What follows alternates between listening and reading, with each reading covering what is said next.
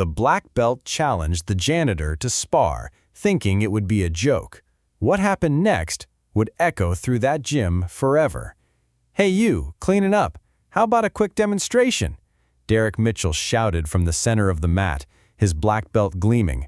"I bet you've never even seen a real fight, right?" James Washington stopped mopping and slowly looked up. At 42, he had been the janitor there for just 3 weeks, always working after hours. But that Thursday, an advanced class had run late. "I don't want to be a distraction, Sensei," James replied calmly, returning to a stubborn stain. "Just finishing so you can get back to your training." Derek let out a loud theatrical laugh. "Everyone, look at this! The guy's afraid to even step on the mat!" The 8 students laughed nervously, some clearly uncomfortable. What Derek didn't know was that James had spent 2 decades trying to forget who he truly was. 20 years since a life-changing accident forced him from the ring. 20 years keeping a secret not even his daughter knew. "Come on, man," Derek continued, approaching with an arrogant smile. "Just a little demo. I bet you don't even know a basic guard. Show my students the difference between someone who trains and someone who just cleans." James felt a familiar sensation in his chest, a dormant muscle awakening.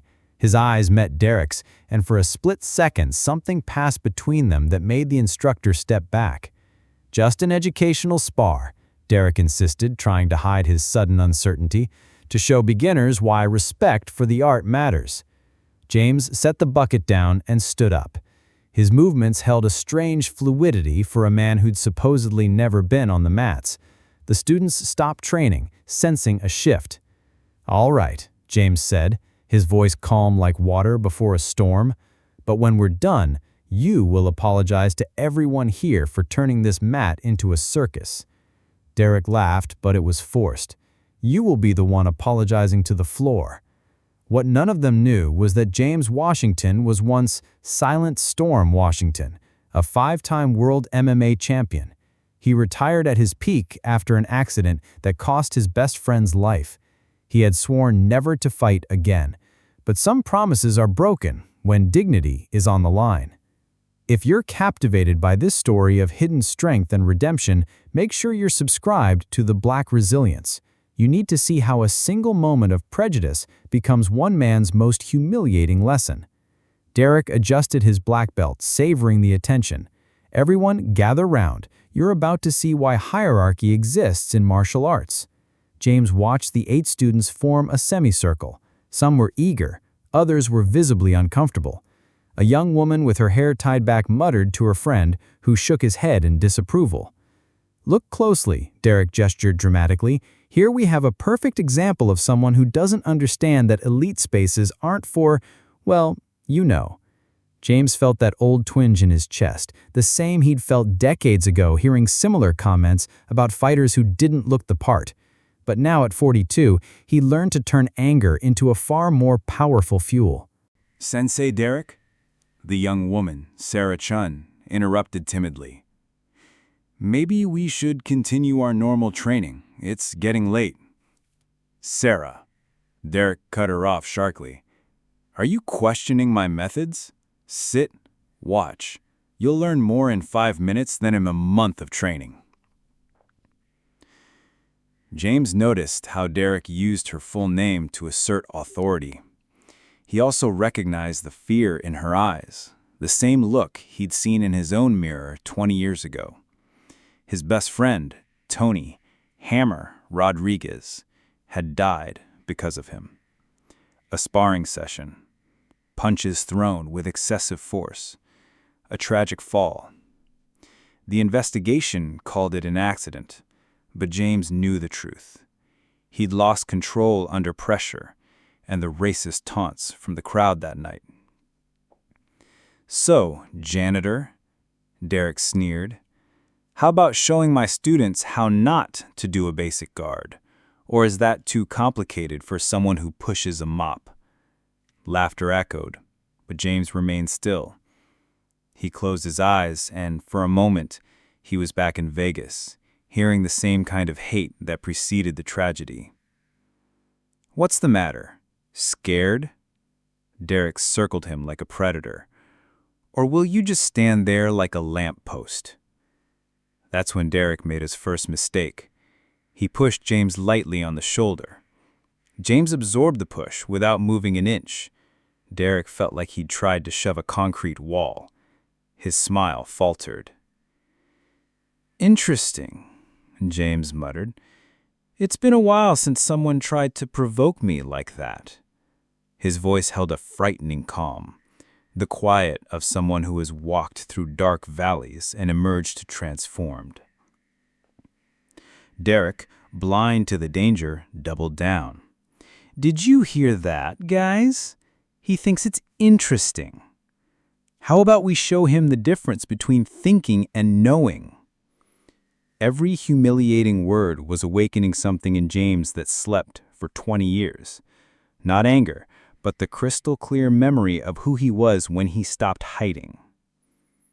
Sarah watched with a mix of discomfort and fascination. The way the janitor breathed, the way his muscles tensed almost imperceptibly, reminded her of large predators on the Discovery Channel. The calm before the attack. "Last chance," Derek announced, clearly irritated. "Accept the demo like a man, or I call security, and you lose your job." James opened his eyes. When his gaze met Derek's, the instructor felt a chill, as if he'd awakened a dragon he thought was a lizard. "All right," James said, his low voice commanding instant silence. "But when we're done, you will explain to your students why you turned a place of learning into a circus of humiliation." Derek laughed nervously. "Explain? You'll be doing the explaining on the floor." What he couldn't see was that James had already identified every weakness: his high guard, his unstable base, the way he telegraphed his punches. 20 years away hadn't erased decades of technical analysis. This is the moment where everything changes. For more stories that reveal the true strength of the human spirit, hit subscribe and join our community at The Black Resilience. As everyone laughed at Derek's taunts, something shifted in James' expression. Not rage, but a calm determination, a cause worth breaking a 20-year vow for. The onlookers sensed something extraordinary was coming. Derek assumed his favorite fighting stance, the one he used to intimidate beginners. James stood motionless, observing. His eyes cataloged everything: the exposed ribs, the unstable base, the tense shoulders. "Still waiting," Derek sneered, hopping on his feet. "Or are you just going to stand there like a lamppost?" Then James moved. It was subtle. A repositioning of his feet, a lowering of his center of gravity, his shoulders relaxing into a perfect line. To a trained eye, the transformation was instantaneous and terrifying. Sarah felt a chill. She'd studied sports biomechanics for years. This was the transition from an ordinary man to a born predator. "Interesting," Derek muttered, his confidence wavering. Something about how James now occupied space triggered every self-preservation instinct he had. James took a step forward. Derek instinctively retreated. A black belt backing away from a janitor? The power dynamic had flipped. "Problem?" James asked softly. Derek's cheeks flushed. His reputation was on the line. "No problem," he forced a smile. "Just admiring your posture. Learn that on YouTube?" The joke died. No one laughed. "Actually," James said calmly, "I learned it at the Las Vegas National Gym. Heard of it?" Derek frowned. The name was familiar, but he couldn't place it. Las Vegas? What weekend boot camp was that? Sarah discreetly pulled out her phone and searched Las Vegas National Gym Martial Arts. What she found made her blood run cold. It wasn't a boot camp. It was the hallowed ground where MMA legends trained. "Derek," James continued, "last chance. Apologize to Sarah for silencing her. Apologize to your students for this circus.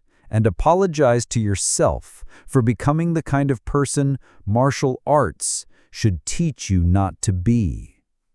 The offer hung in the air. Derek could have chosen humility. Instead, he attacked. His first punch was a technically perfect jab. It would have worked on 99% of people. James wasn't in the 99. He flowed to the side like water around a rock. Derek was off balance, his arm hitting empty air. "Nice try," James commented, already repositioned. "Clean technique, but you telegraphed it with your right shoulder." Derek spun wildly. "Beginner's luck," he muttered. The second attack was a combination: jab, straight, hook. His favorite, practiced thousands of times. Again, James wasn't there. Sarah saw him lean back, allowing the fist to pass millimeters from his chin. "Interesting combination," James observed, breathing evenly. "Works on people who stand still, leaves your left side exposed." Derek was sweating. This wasn't normal. He couldn't land a single punch. "Stop dancing and fight," he shouted, launching a desperate, aggressive sequence. That's when James decided the demo was over. Derek's third attack found only air, but when he recovered, James was inexplicably closer. "How?" Derek whispered, realizing he'd lost all control of the distance. "Derek," James said softly, now an arm's length away, "do you want to know the real difference between a gym fighter and a ring fighter?" Before Derek could answer, James did something that defied physics. Without any visible force, he touched Derek's chest with the palm of his right hand. Derek flew. He was propelled backward, as if by an invisible wave. His feet left the ground. He traveled 2 meters through the air and landed on his back with a thud that made everyone gasp. Silence. Derek lay there staring at the ceiling, trying to process what happened. No pain, just an irresistible force from a different dimension. That's impossible," Derek muttered, trying to get up. Sarah had stopped breathing. She'd never witnessed such controlled, devastating power. No brutality, no anger, just clinical, legendary technique. "Actually," James said calmly, offering a hand, "it's simple once you understand leverage, timing, and energy transfer. Principles I learned over a 22-year professional career." Derek ignored the hand and stood, legs shaking. 22 years? Professional career in what? Sarah answered, her voice a whisper. "You still don't understand who he is, do you?" She held up her phone. On the screen were articles, photos, and videos. James Washington, Silent Storm, 5-time world MMA champion, considered one of the greatest technical fighters in history, retired undefeated after a 22-year career following a training accident. The words hit the room like a bomb. Derek's face went pale. He had challenged a living legend. He had humiliated someone who could have ended him with a casual move. Five-time world champion? Derek stammered, all arrogance gone. James nodded silently. "I retired at 29. Since then, I work simple jobs. Cleaning, maintenance, simple life. No spotlight, no need to prove anything to anyone." Derek's transformation was instantaneous and painful. The arrogant man was gone. I didn't know. If I had known... What if you had known? Would you have treated me with respect? Or would you have just humiliated some other janitor, another worker with no credentials to defend himself? The question cut deeper than any punch. Derek was forced to confront the real problem, his fundamental arrogance. Sarah stepped forward, her voice firm.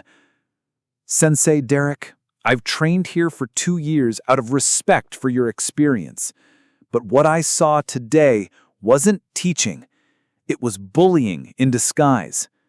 Other students murmured in agreement. The revelation had changed everything. "James," Derek said, his voice laden with a new humility, "I sincerely apologize. To you, to Sarah, to everyone. I have no excuse." James nodded.